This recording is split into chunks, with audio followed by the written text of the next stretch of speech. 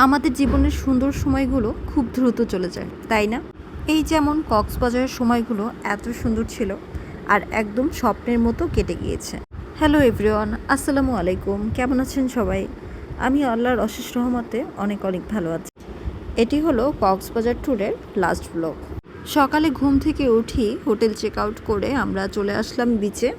আর এসে সাউফা নিসা সুন্দর ঘোড়ার খোঁজ করছে, কারণ তারা নাকি সুন্দর ঘোড়ায় চড়বে।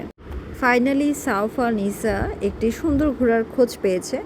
অবশ্য আল্লাহর সৃষ্টি সব কিছুই সুন্দর। তো ঘোড়ার খোঁজ পাওয়ার পর প্রথমে ইবনাতই উঠলো ঘোড়ায়। ফার্স্টে আমরা ভেবেছিলাম ইবনাত কি ঘোড়ায় উঠবে কিনা, কান্নাকাটি করবে কিনা। পরে দেখলাম যে না, ইবনাত বরং খুশিই হয়েছিল। দেন সাউফা উঠলো ঘোড়ায়। ওদের ঘোড়ায় ওঠা দেখে আমারও ইচ্ছে করছিল, কিন্তু আসলে আমার সাহস হয়নি, যার জন্য ইচ্ছা থাকা সত্ত্বেও আমি আর ঘোড়ায় উঠিনি। কী আর করার। আর আজকের ওয়েদারটা অনেক রৌদ্রোজ্জ্বল ছিল, অনেক বেশি গরম ছিল। বিচে যেয়ে একদম দাঁড়ানোই যাচ্ছিল না, এত বেশি গরম ছিল।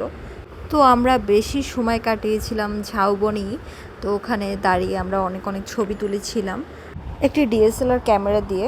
বাট আমাদের ব্যাড লাক, ছবিগুলো বেশি ভালো হয়নি। তো শেষ দিনের মতো আমরা একটু বিচে গেলাম। বিচের সামনে যেয়ে দেখি এখানে একটা লোক অনেক বেশি অসুস্থ হয়ে পড়েছিল। তারপর আবার আমরা এখন চলে যাব বার্মিজ মার্কেটে। আর যাওয়ার সময় ঝাউবনের মধ্যে দেখলাম যে একজন লোক এই ঝিনুকগুলো নিয়ে বসেছিল। ঝিনুকের উপরে ওনারা নাম লিখে দেয়। তারপর আমরা চলে গেলাম বার্মিজ মার্কেট। তবে কি এখানের প্রাইসগুলো অনেক বেশি বলছিল। অবশ্য টুরিস্ট স্পটে এরকম সব কিছুর দামই বেশিই থাকে। ব্যাগগুলো সুন্দর ছিল, তবে প্রাইস অনুযায়ী ব্যাগগুলো আমার কাছে অত বেশি ভালো লাগেনি, আর খুব বেশি ইউনিকও ছিল না। আর এই ব্যাগগুলো তো মার্কেটেই পাওয়া যায়, আর মার্কেটে যেহেতু রিজনেবল প্রাইসে পাওয়া যায়, তো এখান থেকে এত দাম দিয়ে না কেনাই ভালো।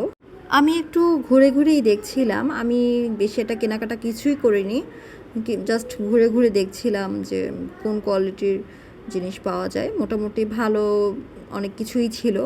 আর এখানে অনেক চকলেটের কালেকশন দেখেছিলাম, তবে এগুলোর মধ্যে অনেক নকলও আছে।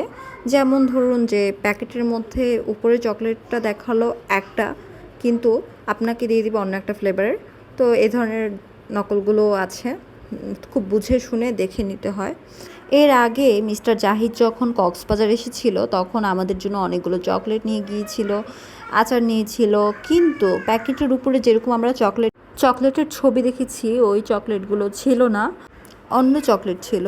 তো বলা যায় ওটা নকলি ছিল। আর এইবার যখন আমরা নিলাম, তখন আমরা প্যাকেট খুলে দেখে নিয়েছি। আর আমি তো এখানে এখন ঘুরে ঘুরে দেখছি।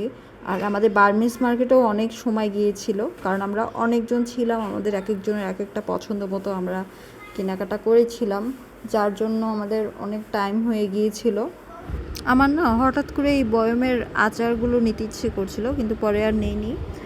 আর এখানে দেখুন অনেক সুন্দর সুন্দর ঝিনুক দিয়ে ঘর সাজানোর জন্য অনেক জুয়েলারি প্রোডাক্ট সেল করছিল। আমার কাছে প্রত্যেকটা জিনিসই অনেক ভালো লেগেছে। এই দোকানটাতে শুধু জুয়েলারি ছিল না, এটাতে আলাদা আলাদা ঝিনুকও ছিল। আমার কাছে তো এই ঝিনুকের চাবি রিংগুলো বেশি ভালো লেগেছিল, মানে অনেক পছন্দ হয়েছিল। আর ইচ্ছে করছিল যে আর কি এখানে যা যা দেখছিলাম সবই কিনে ফেলি। এই ব্যাগগুলো না আমার কাছে অনেক ভালো লেগেছিল, এগুলো কিছুটা ইউনিক ছিল।